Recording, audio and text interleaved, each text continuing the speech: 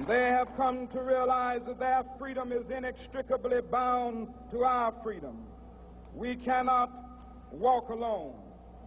And as we walk, we must make the pledge that we shall always march ahead. We cannot turn back. There are those who are asking the devotees of civil rights, when will you be satisfied? We can never be satisfied as long as the Negro is the victim of the unspeakable horrors of police brutality. We can never be satisfied as long as our body is heavy with the fatigue of travel, cannot gain lodging in the motels of the highways and the hotels of the cities.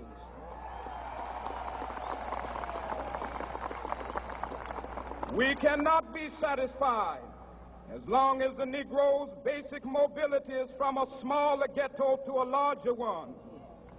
We can never be satisfied as long as our children are stripped of their selfhood and robbed of their dignity by signs stating for whites only.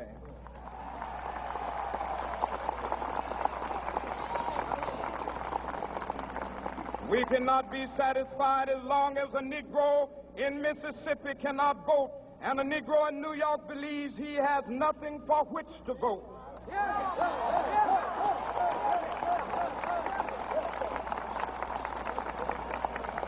No,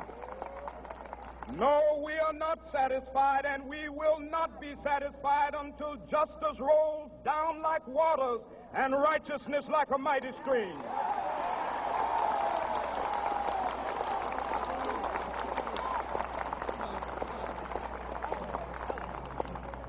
I am not unmindful that some of you have come here out of great trials and tribulations. Some of you have come fresh from narrow jail cells. Some of you have come from areas where your quest for freedom left you battered by the storms of persecution and staggered by the winds of police brutality. You have been the veterans of creative suffering. Continue to work with the faith that unearned suffering is redemptive. Go back to Mississippi. Go back to Alabama. Go back to South Carolina. Go back to Georgia.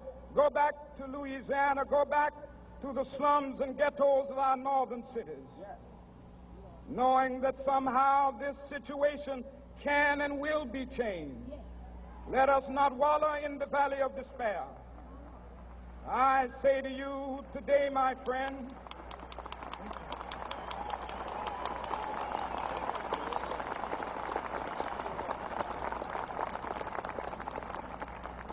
so even though we face the difficulties of today and tomorrow, I still have a dream. It is a dream deeply rooted in the American dream.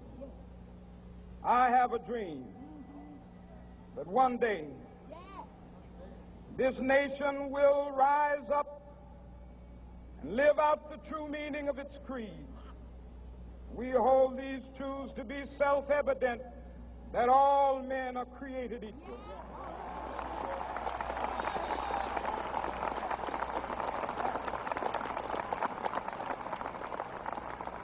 I have a dream that one day on the red hills of Georgia, the sons of former slaves and the sons of former slave owners will be able to sit down together at the table of brotherhood.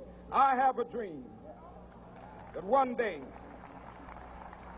even the state of Mississippi, a state sweltering with the heat of injustice, sweltering with the heat of oppression, will be transformed into an oasis of freedom and justice. I have a dream that my 4 little children will one day live in a nation where they will not be judged by the color of their skin, but by the content of their character. I have a dream today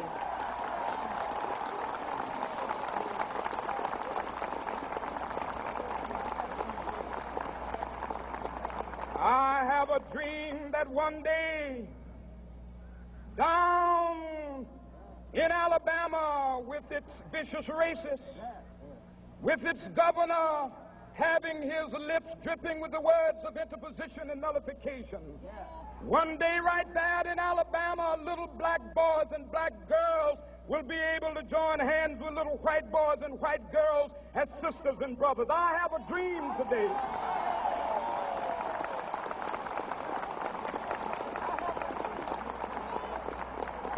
I have a dream that one day every valley shall be exalted, and every hill and mountain shall be made low. The rough places will be made plain, and the crooked places will be made straight, and the glory of the Lord shall be revealed, and all flesh shall see it together. This is our hope. This is a faith that I go back to the South with. With this faith, we will be able to hew out of the mountain of despair a stone of hope. With this faith, we will be able to transform the jangling discords of our nation into a beautiful symphony of brotherhood. With this faith, we will be able to work together, to pray together, to struggle together, to go to jail together, to stand up for freedom together, knowing that we will be free one day. This will be the day. This will be the day when all of God's children will be able to sing with new meaning, "My country, tears of thee. Sweet land of liberty, of thee I sing. Land where my fathers died, land of the pilgrim's pride. From every mountainside, let freedom ring. And if America is to be a great nation, this must become true. And so let freedom ring. From the prodigious hilltops of New Hampshire, let freedom ring. From the mighty mountains of New York, let freedom ring. From the heightening Alleghanies of Pennsylvania, let freedom ring. From the snow-capped Rockies of Colorado, let freedom ring. From the curvaceous slopes of California. But not only that, let freedom ring from Stone Mountain of Georgia. Let freedom ring from Lookout Mountain of Tennessee.